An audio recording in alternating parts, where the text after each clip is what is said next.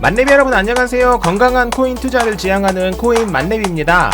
제 채널의 영상을 몇 개 보신 분이라면 아시겠지만 제가 꾸준히 괜찮다라고 추천하는 대표 코인이 바로 도지코인이랑 리플 그리고 이더리움인데요.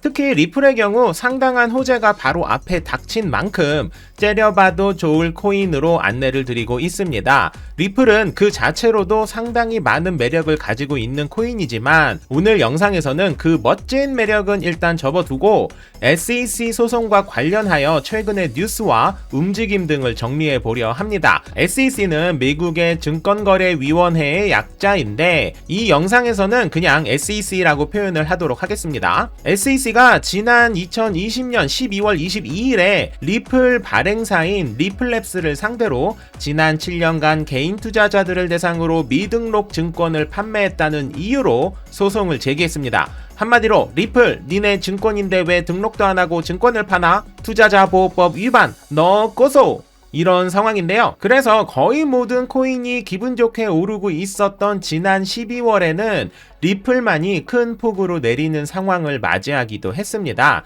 리플 측에서는 XRP는 가상화폐이기 때문에 SEC 너희들 소관이 아니다라는 이유를 중심으로 여러가지 이유를 들어 고소에 맞서고 있는 상황입니다. 2021년 2월부터 재판이 시작되었고 이 재판은 아직도 현재 진행형이죠. 사실 중간중간 SEC에서 합의 전문 변호사를 고용하는 등 오고 가는 여러가지 이야기들이 있지만 제가 이 영상에서 결론을 내리고자 하는 것에는 직접적으로 연관이 있는 게 아니기 때문에 두 가지만 말씀드리고자 합니다. 첫 번째는 SEC가 리플의 법적 자문 내역을 보게 해달라고 법원에 청구했는데 법원은 이를 기각했습니다. 이건 상당히 의미가 크죠. SEC 입장에서는 문제를 발견하고 자료를 준비하기 위해서는 직접 하나하나 찾아봐야 한다는 의미라서 재판 준비에 커다란 차질이 생길 수밖에 없다는 것입니다. 그리고 두 번째는 얼마 전에 발생된 일인데요. 리플이 SEC에 15개 거래소 거래 기록을 조사하라고 법원에 요청한 것입니다. SEC는 미국 증권거래에 관해 위법성 등을 확인하는 곳이죠. 그런데 미국이 아닌 다른 나라에서 주로 리플이 거래되었다면 SEC의 위법성은 따질 필요조차 없게 됩니다.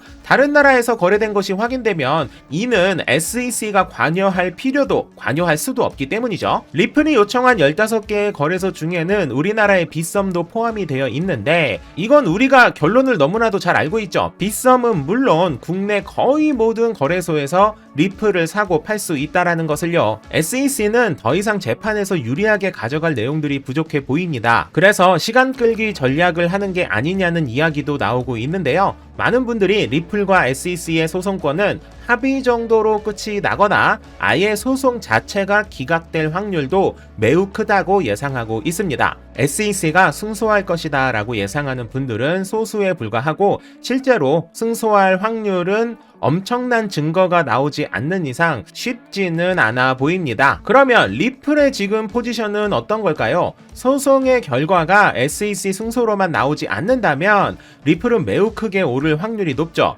게다가 리플은 소송 때문에 코인베이스, 비트스탬프, OK코인, 바이낸스 US 등의 거래소에서 현재 거래가 중지된 상태인데 소송이 끝나면 이 거래소들이 동시에 즉시 재상장될 확률이 매우 높습니다.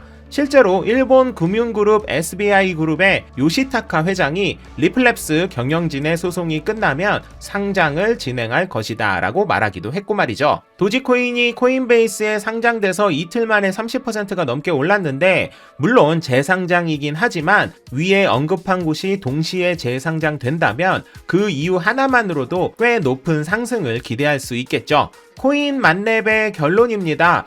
절대적인 분할 매수를 지켜가며 조금씩 리플에 매수를 해두고 SEC 재판 결과 그리고 다른 거래소 상장이 되었을 때 즈음까지 기다리시면 꽤 훌륭한 수익을 기대할 수도 있다. 물론 SEC 재판이 아무리 확률이 낮다 해도 리플의 패배로 이어진다는 위험성도 반드시 고려해 두어야 한다입니다. 만렙 여러분 성투합시다.